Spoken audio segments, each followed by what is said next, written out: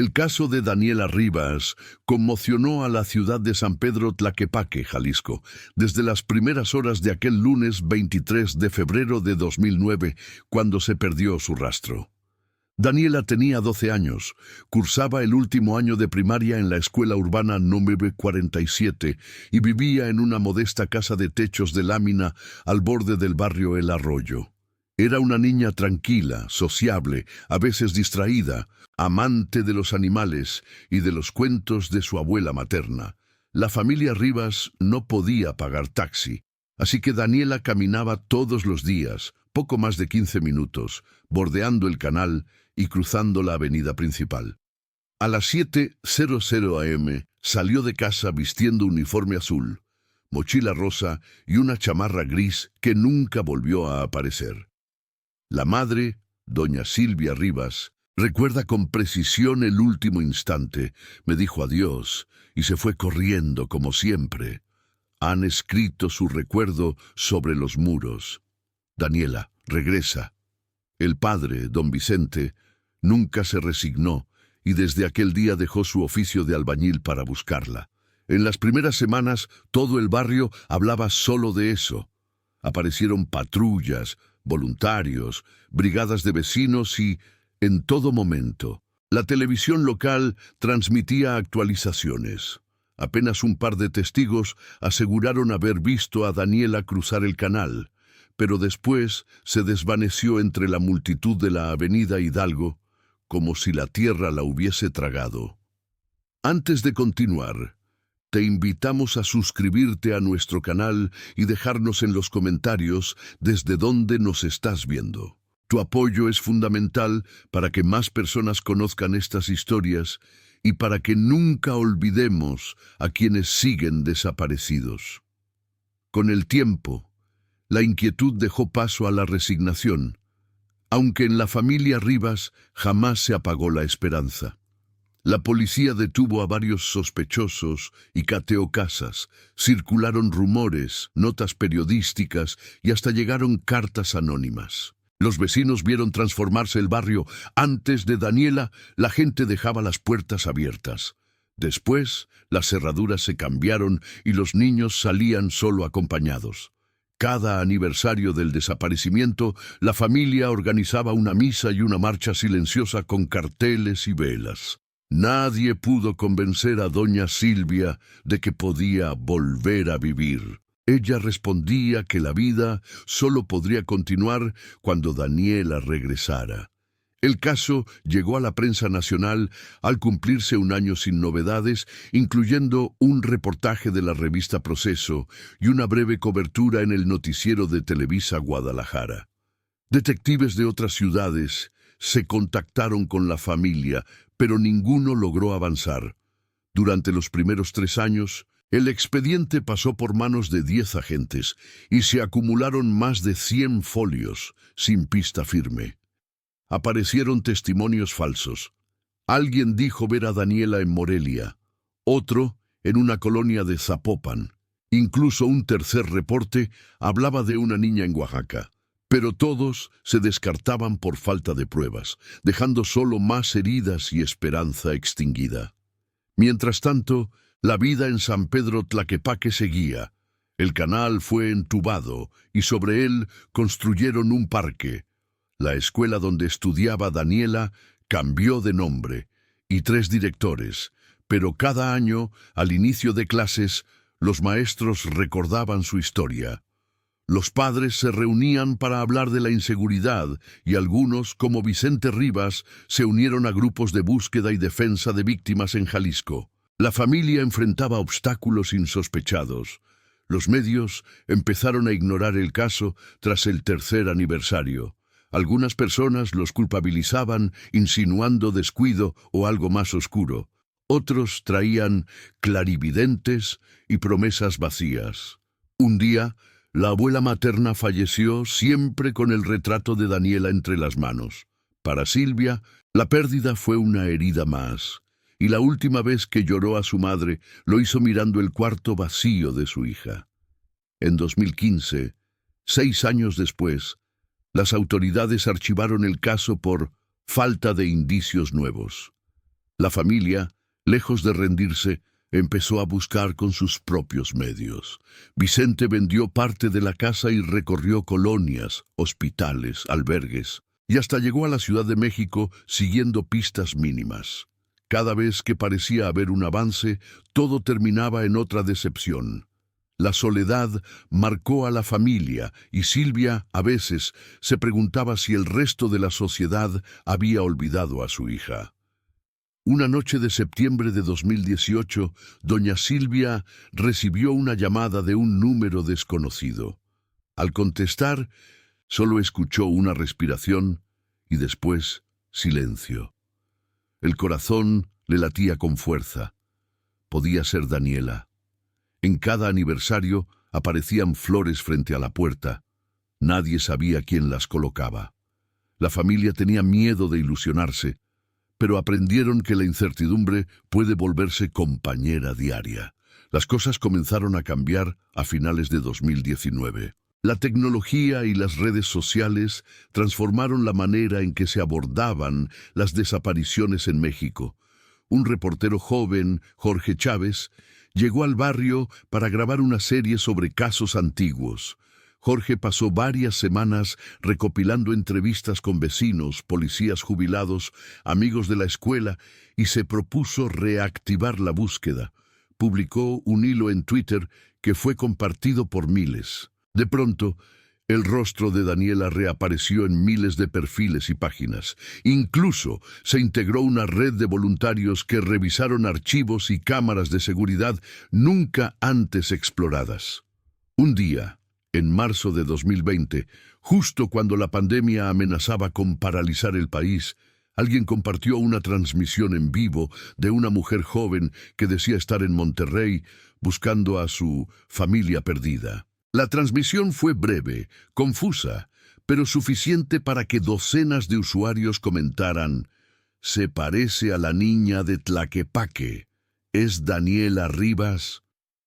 El video se viralizó. En los siguientes días, el reportero Jorge contactó a los administradores de la página que había subido el video y comenzó una investigación que atravesó estados, fronteras y turbulencias emocionales.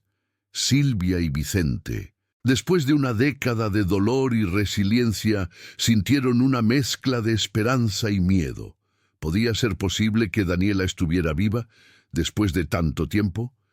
Nadie quería ilusionarse en exceso, pero la familia se reunió por primera vez en años para ver la transmisión y discutir qué hacer. Era un nuevo comienzo, aunque nadie sabía qué secretos, verdades y heridas encontrarían al seguir el rastro. La noticia llegó a los medios y la policía reabrió el expediente. El barrio, ahora dividido por nuevas tensiones, volvió a unirse en solidaridad. Amigos y conocidos ofrecieron su ayuda, mientras otros miraban con el escepticismo aprendido durante una década de fracasos. Los Rivas, sin otro remedio, se lanzaron a buscar respuestas en Internet, en vídeos y en todas partes. La vida de la familia y el caso parecían volver a girar alrededor de aquel misterio sin resolver, en una búsqueda en la que el silencio y la esperanza se entrelazaban una vez más. La joven, en la transmisión, ¿era realmente Daniela Rivas? ¿Qué le había ocurrido en los últimos 10 años? ¿Por qué apareció precisamente ahora? Esas preguntas llenaron a los Rivas de ansiedad y deseo, mientras las investigaciones, los recuerdos y el dolor comenzaban otra vez a mezclarse, impulsando una búsqueda que no parecía tener fin. Durante las semanas siguientes, la familia Rivas vivió en un estado de ansiedad constante. No pasaba un día sin que alguien llamara, enviara un mensaje o tocara la puerta para hablar de la transmisión. En el video, la mujer aparecía en una habitación pequeña con paredes de ladrillo sin pintar. Hablaba pausadamente, con voz baja, como si midiera cada palabra. Decía no recordar mucho de su infancia, más que el sonido del tren y el olor del pasto mojado al amanecer. Esas frases golpearon a Silvia con fuerza. porque su hija solía mencionar el tren que sonaba al fondo cada mañana camino a la escuela.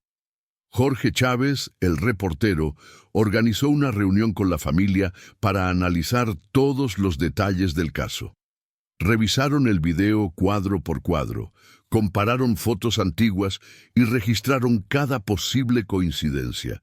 La forma de las cejas, el lunar bajo el ojo, la misma cicatriz en la muñeca izquierda que Daniela se hizo jugando de niña. A pesar de las evidencias, algo en la voz despertaba dudas. Vicente, escéptico, dudaba. Tal vez es solo una coincidencia o alguien que quiere aprovecharse. Pero Silvia no pudo ocultar la emoción. No dormía. Pasaba las noches frente a la computadora esperando la próxima transmisión. El canal donde se vio el video pertenecía a un colectivo de ayuda social en Monterrey, llamado Puertas Abiertas MX, dedicado a jóvenes en situación de calle. Según Jorge, la mujer, identificada como Ana, había llegado semanas atrás con muy poca información sobre su pasado. Afirmaba que la habían encontrado deambulando cerca de la central de autobuses, desorientada, sin documentos y apenas con un bolso viejo. El colectivo la había acogido y le había ofrecido ayuda psicológica. En las transmisiones, Ana contaba fragmentos que había vivido con varias familias, que durante años había cambiado de nombre y lugar, que nadie la había buscado cuando era niña.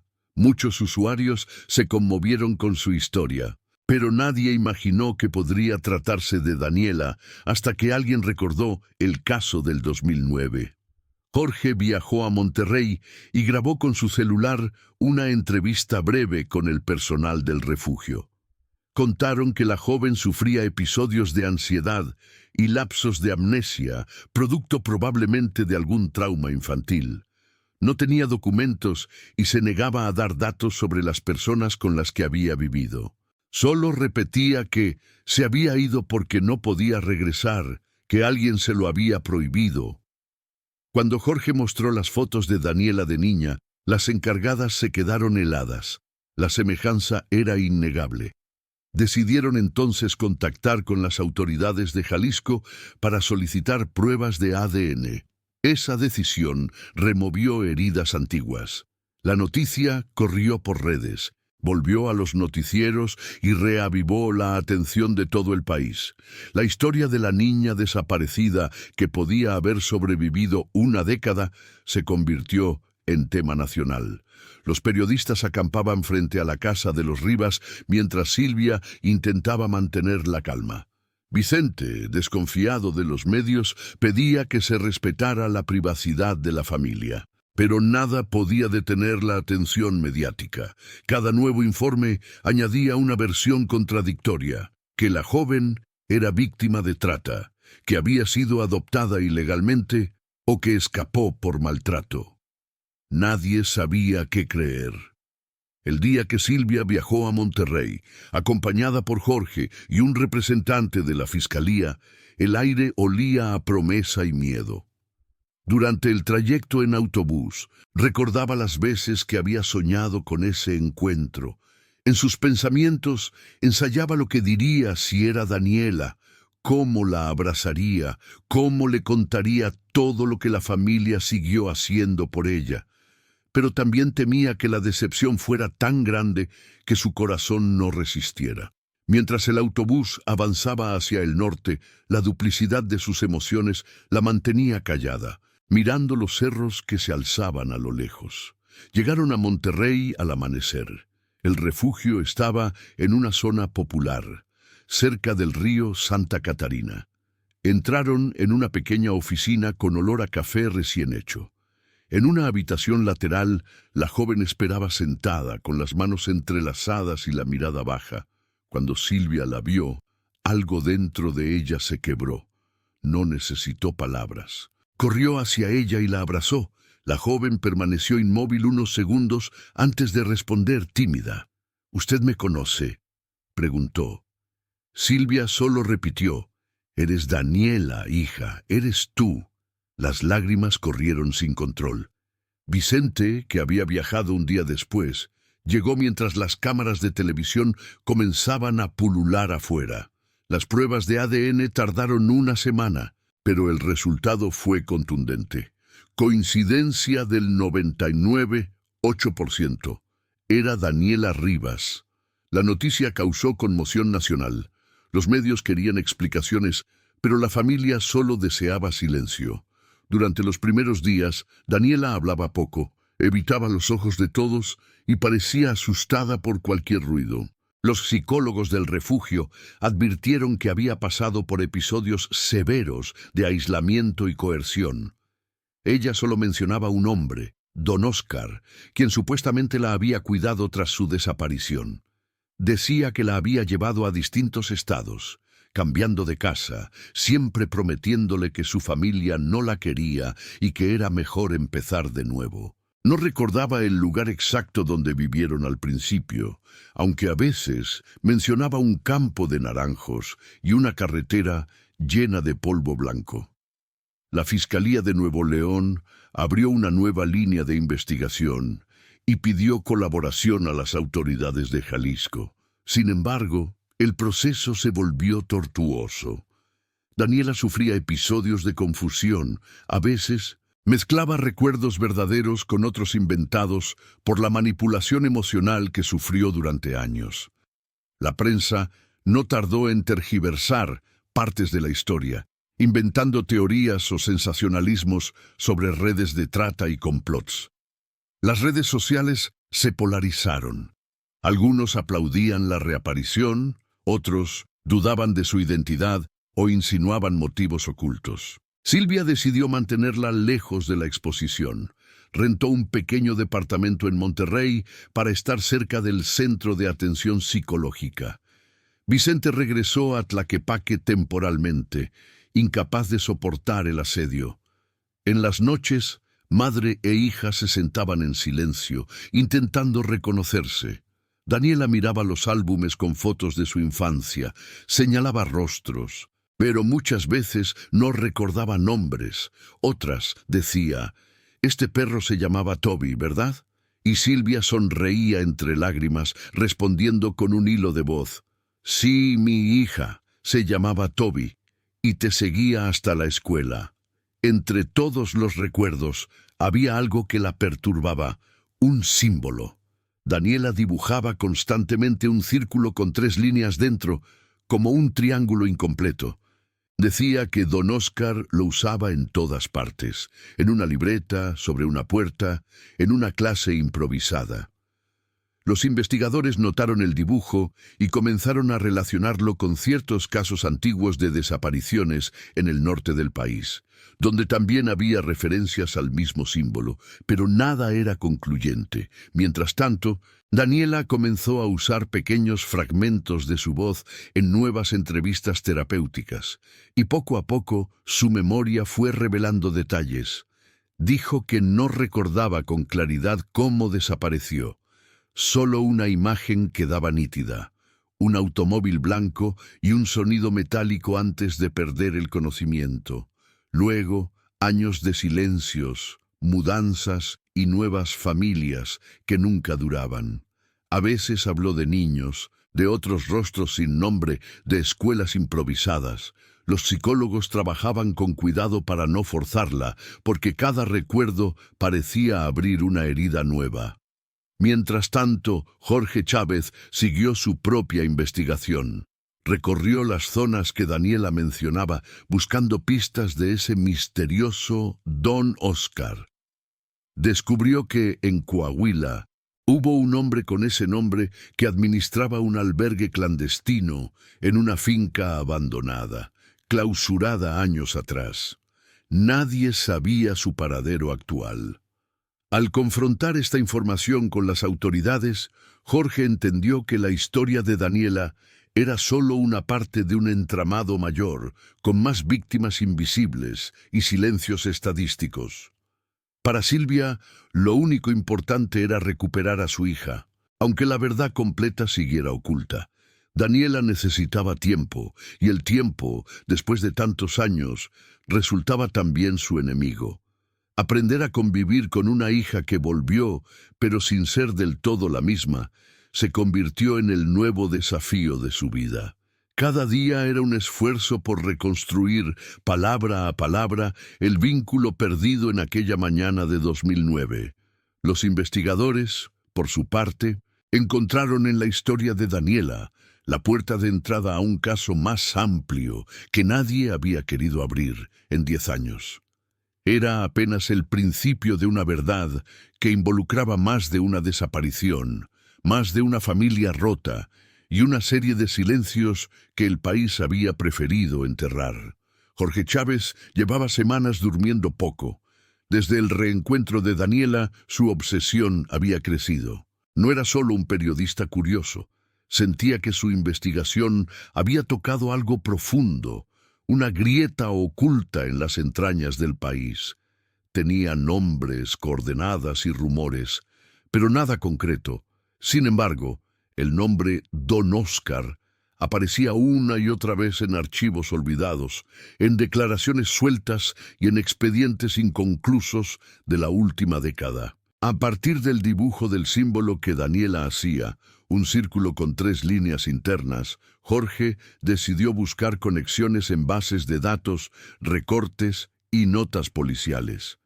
Descubrió que ese símbolo había aparecido también en fotografías de allanamientos en Coahuila y Durango, pintado en las paredes de fincas abandonadas donde alguna vez funcionaron refugios ilegales. Algunas referencias hablaban de un programa de reinserción infantil, supuestamente auspiciado por una organización civil fantasma.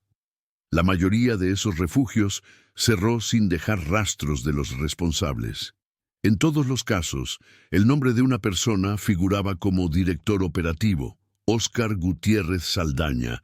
Silvia, al escuchar el apellido, recordó algo. En 2008, antes de la desaparición, una vecina le presentó a un hombre que decía ofrecer clases particulares a niños de primaria con problemas de aprendizaje.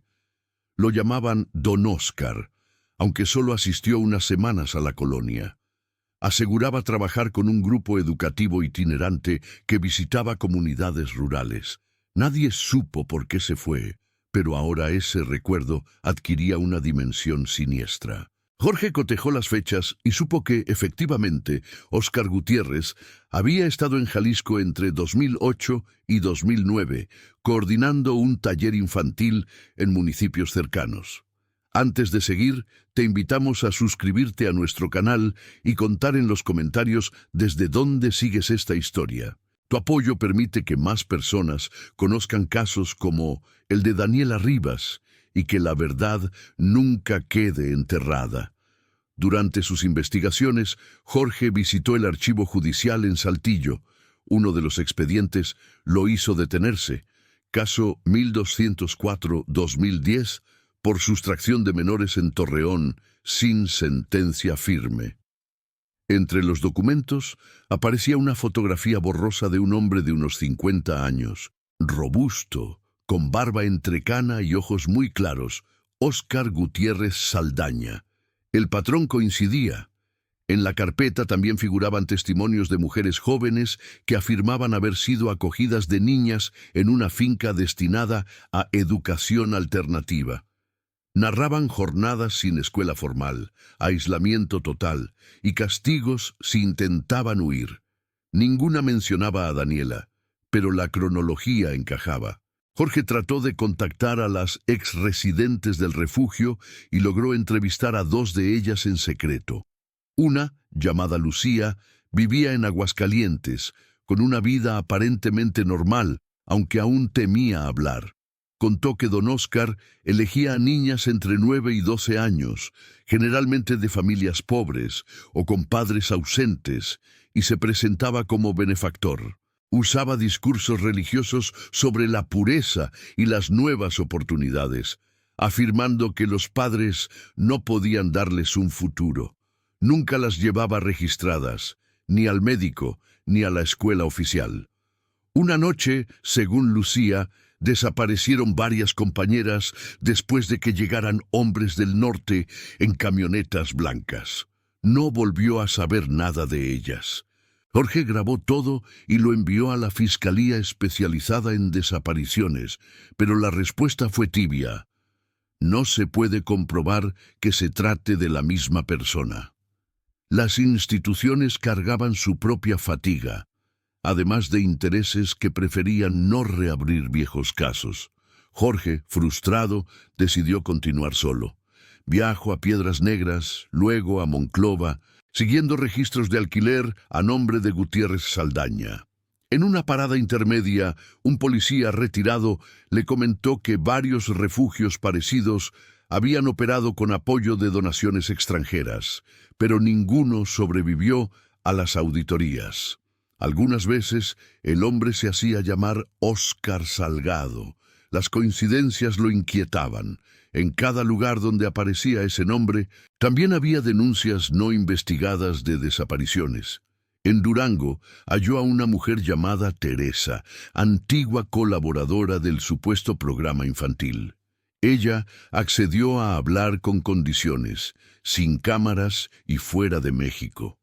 En una conversación larga, entre suspiros y cigarrillos, admitió que Óscar no trabajaba para ninguna ONG, sino que estaba vinculado a una red que llevaba niños a distintos estados bajo la fachada de becas educativas. Decía que los salvaba de la miseria, recordó Teresa, pero en realidad los borraba. Cuando Jorge preguntó dónde había estado la finca que ella mencionaba, le entregó un croquis a mano alzada y dijo: «Allá, entre campos de naranjos. Si aún existe, sabrás reconocerla». El detalle coincidía con los recuerdos vagos de Daniela. Sin dudar, Jorge condujo hasta esa zona, cerca de un ejido llamado La Encantada, a 3 horas de Torreón. Lo que encontró fueron ruinas, paredes de adobe, restos de cuartos con colchonetas apiladas, juguetes rotos y sobre una puerta carcomida el símbolo del círculo con las 3 líneas. Grabó todo con su cámara. Mientras filmaba, un silencio espeso lo cubría. En una esquina halló viejas libretas llenas de nombres incompletos y fechas, algunos tachados, otros con anotaciones, traslado, reubicada, sin datos. Entre ellos, el nombre Daniela R. aparecía en tinta azul, correspondiente a mayo de 2009, 3 meses después de su desaparición. Jorge sintió que el estómago se le cerraba. Entendió que Daniela había estado allí. Al entregar las pruebas, la Fiscalía del Estado tuvo que reactivar formalmente el caso. Los análisis posteriores revelaron que varias escrituras del terreno estaban a nombre de empresas fantasma con sede en Guadalajara, vinculadas a individuos que habían fallecido o desaparecido años atrás. Era evidente que alguien había intentado borrar las huellas. Los viejos empleados negaban saber. Otros simplemente desaparecieron también. A medida que se filtraban los hallazgos, la historia tomó un nuevo rumbo mediático. El caso Rivas ya no era solo la historia de una niña perdida, sino la puerta de entrada a una red de captación infantil con operaciones extendidas entre 2006 y 2011. Jorge, sin embargo, sabía que exponer la verdad podía costarle caro. Comenzó a recibir llamadas sin voz, mensajes anónimos advirtiéndole que dejara de buscar. Le rompieron el vidrio de su auto y una noche, al regresar a su departamento, encontró la puerta semiabierta. No faltaba nada, pero sobre su escritorio había una hoja con el mismo símbolo dibujado. El miedo se volvió parte del proceso. Aún así, continuó, contactó con Daniela en Monterrey, intentando llenar los vacíos de su memoria. Ella escuchaba los nombres y lugares, y a veces lloraba sin entender por qué. Cuando vio la foto vieja del campamento de La Encantada, señaló un muro y murmuró: «Yo jugaba ahí». Fue suficiente para confirmar que había pasado por ese sitio. Entonces surgió otra revelación. Daniela recordaba a una mujer llamada Tere, que les leía cuentos antes de dormir. Jorge comprendió que era la misma Teresa que lo había guiado hasta las ruinas. Intentó comunicarse con ella nuevamente, pero había huido. Nadie en Durango volvió a saber de su paradero. Esa desaparición volvió a encender el miedo. Quien hablaba, desaparecía también. La presión mediática finalmente llevó al Congreso local a ordenar una investigación federalizada. Sin embargo, el expediente se volvió fragmento de burocracia. Los nombres cambiaban, los papeles se filtraban, los responsables parecían difuminarse entre notarías falsas. En paralelo, Jorge halló que el tal Óscar Gutiérrez había sido visto por última vez en 2012 en Mazatlán, usando otra identidad. Algunos reportes lo vinculaban con actividades comerciales en el norte, otros lo daban por muerto en un levantón. Aun sin certezas, Jorge sentía que el verdadero propósito de su búsqueda ya no era solo atrapar a un culpable, sino entender cómo un país podía permitir que cientos de niños se desvanecieran sin dejar rastro. En sus notas escribió: «El crimen no es solo el secuestro, es el silencio que le sigue». Pese a todo, una llamada cambió la dirección de su investigación. Una fuente anónima le dijo que un predio en las afueras de Reynosa mostraba el mismo símbolo, pintado en un muro reciente. «Ahí estuvo Óscar hace poco», dijo la voz, y colgó. Jorge sabía que debía ir, aunque algo dentro le advirtió que cada paso más lo acercaba al peligro. Pero la historia de Daniela no podía repetirse. Era momento de confrontar la raíz de aquella red y descubrir de una vez qué había sido de don Óscar y cuántos más seguían perdidos bajo su sombra. El hallazgo del predio en Reynosa representó un nuevo punto de inflexión en la historia. Jorge Chávez había reunido pruebas suficientes para justificar una investigación federal. Pero apenas empezó a mover sus contactos, chocó contra un muro visible y poderoso: la indiferencia institucional. En teoría, el caso de Daniela Rivas debía impulsarse desde la Fiscalía General, con apoyo de la Comisión Nacional de Búsqueda y la Unidad Antitrata. En la práctica, la mayor parte de los oficios desaparecieron en la maraña burocrática de correos no respondidos, trámites duplicados y reuniones postergadas por falta de facultades jurisdiccionales. Era evidente que ciertos sectores querían silenciar el caso, o al menos diluirlo. Jorge, acostumbrado a las demoras, entendía que este comportamiento no era casual.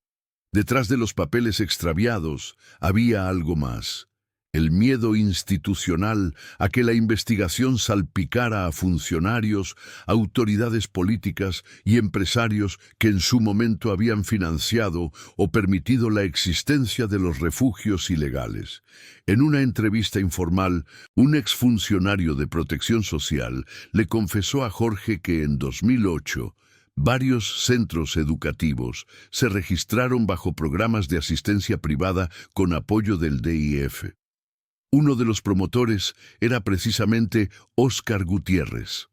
Aquellas solicitudes contaban con firmas de directores municipales, sellos oficiales y cartas de recomendación de diputados locales. Esa red le había dado cobertura legal y lo había mantener durante años sin sospecha. Cuando los escándalos de corrupción estallaron en años posteriores, muchos expedientes se destruyeron o se guardaron en carpetas selladas bajo pretextos administrativos.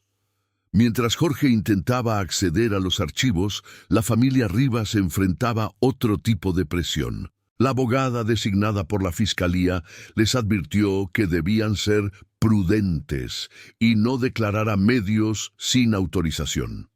Silvia, desconfiada, sospechaba que esa prudencia no era para protegerlos, sino para evitar que la opinión pública exigiera respuestas.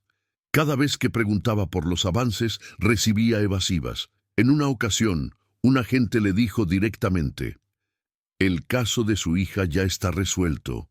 Señora, ahora hay que dejar que las instituciones hagan su parte». pero nadie trabajaba realmente. Jorge lo corroboró. No había solicitudes activas, ni citatorios a exfuncionarios, ni inspecciones. El aparente avance era solo un teatro. La situación se volvió más tensa cuando un periodista de Ciudad de México publicó una columna afirmando que sectores del gobierno de Jalisco podrían estar implicados en la obstrucción de justicia. A las pocas horas, la nota desapareció del portal y el autor denunció presiones. Jorge en ese momento entendió que la censura llegaba más alto de lo que imaginaba. No eran simples negligencias. Alguien lograba silenciar a los medios y manipular el flujo de información. Determinó entonces grabar todo. Llevaba una pequeña grabadora oculta en cada reunión oficial, registrando frases aparentemente inocuas que, en conjunto, mostraban la intención de enterrar el caso. En una de esas cintas, un representante regional de la Comisión de Búsqueda admitía: «Mira, Chávez, hay intereses más grandes de lo que crees. Hay familias conocidas metidas, empresas que financiaban esos lugares. Si removemos eso, nos cortan el presupuesto». La frase quedó grabada y semanas después, Jorge la filtró a un medio independiente. Sin embargo, lejos de promover justicia, el resultado fue que comenzaron a seguirlo. El periodista notó que un sedán gris lo esperaba cada noche cerca de su departamento, que sus correos desaparecían del servidor y que, en una ocasión, su editor recibió una recomendación desde una oficina federal: no continuar con la cobertura. Jorge, cansado pero terco, siguió filtrando información bajo seudónimo. Cada documento nuevo mostraba un patrón. Entre 2008 y 2011, varios refugios operaron con subsidios públicos, disfrazados de proyectos de apoyo educativo o inclusión temprana. Detrás de cada uno figuraban los mismos firmantes, los mismos movimientos bancarios, y siempre, en alguna esquina, aparecía un rastro vinculado a Óscar Gutiérrez. Mientras todo esto ocurría, Daniela avanzaba lentamente en su recuperación. Pero lo que nadie esperaba era que una de las terapeutas del centro comenzara a recibir presiones para limitar el acceso de Jorge a ella. «Las autoridades piden que no se le sigan mostrando imágenes ni nombres», le explicaron. La excusa era protegerla de traumas, pero el periodista entendía que el verdadero objetivo era impedir que recordara más nombres o ubicaciones. Cuanto más hablaba Daniela, más incómodas parecían ponerse las instituciones. Silvia, frustrada, viajó a Jalisco para reclamar formalmente atención. Su testimonio, grabado por Jorge, mostraba la desesperación de una madre que veía cómo la maquinaria burocrática se repetía una y otra vez, disfrazada de procesos legales. «Nos piden paciencia, pero la paciencia se acabó hace 10 años. No queremos más reuniones ni promesas. Queremos justicia». Esa declaración se volvió viral en redes, generando apoyo masivo y al mismo tiempo incomodidad política. La Fiscalía emitió un comunicado breve y frío, prometiendo acompañamiento psicológico para la familia y calificando de teoría no verificada cualquier relación entre funcionarios y los refugios. Pero, en los días siguientes, 2 testigos citados por Jorge fueron atacados. Uno sufrió un accidente de tránsito sospechoso y otro desapareció. En un último intento por avanzar, el periodista llevó sus hallazgos directamente a un diputado local que había mostrado simpatía en el pasado. El legislador revisó los documentos y tras unos segundos de silencio dijo: «Esto puede costarte la vida. Hay nombres que no deben aparecer». Luego rompió la copia impresa y añadió: «Si ese hombre, Óscar, sigue vivo, tiene respaldo, no lo dudes». A pesar de las amenazas, Jorge entregó toda la información a una organización internacional de derechos humanos. Esa fue su única medida de protección. A los pocos días, Esa organización emitió un informe denunciando que el gobierno mexicano había obstaculizado la investigación del caso Rivas y que existían vínculos entre entidades públicas y la operación de centros ilegales. El documento lo cambió todo. La presión internacional forzó al Estado mexicano a reconocer que el caso seguía abierto. Sin embargo, la victoria fue amarga. Jorge se convirtió en objetivo. Su teléfono fue intervenido y algunos de sus allegados recibieron advertencias. Sabía que el siguiente paso debía hacerlo con extremo cuidado. Aún así, decidió regresar a Reynosa para encontrar el último rastro de Óscar Gutiérrez, motivado más por una intuición ética que por deseo profesional. Mientras tanto, las autoridades fingían avances. Conferencias vacías, promesas de nuevos equipos de investigación, pero ningún operativo real. Lo que buscaban era tiempo, que la gente se olvidara otra vez, como tantas otras veces que los desaparecidos se volvieron estadísticas. Uno de los fiscales lo dijo con una frase que lo acompañaría para siempre. En este país, las desapariciones duran lo que dure la atención del público. Después, solo sobreviven los expedientes polvosos. Jorge ya no podía permitir eso. Sabía que la verdad seguía enterrada y que algunas de las manos que la mantenían tapada llevaban uniforme y cargo público. Aún así, la historia no terminó ahí. Un nuevo documento anónimo, dejado en su puerta una noche de lluvia, cambiaría completamente el rumbo del caso y lo arrastraría hacia el descubrimiento final de lo que realmente había sido el destino de don Óscar.